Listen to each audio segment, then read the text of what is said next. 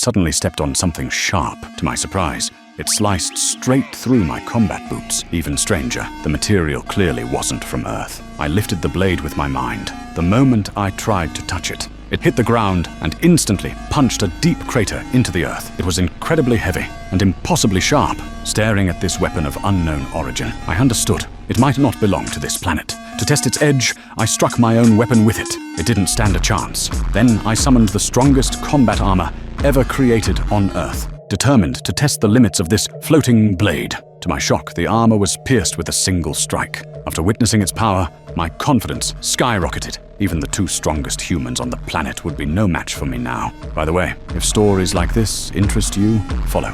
From what I could tell, this blade was only a fragment of a much larger weapon. The rest was likely buried deep underground. So I kept going, and soon discovered mysterious ruins beneath the surface. I stepped inside. The space was enormous, yet there were no signs of life anywhere. I tried to contact my friends, but the signal was completely blocked. If I wanted answers, I had to continue alone. As I went deeper, a familiar scent filled the air. When I reached the edge of a massive drop, I froze. Floating in the air was an entire cluster of star crystals. There are only 42 of them on the entire planet. But here, there were 289. If the world ever finds out about this, everything will change. I quickly packed the crystals into my bag and moved on. That's when I felt something behind me. Slowly turning around, I saw an 8-meter-tall lifeless being staring at me like a god. Its aura sent chills down my spine.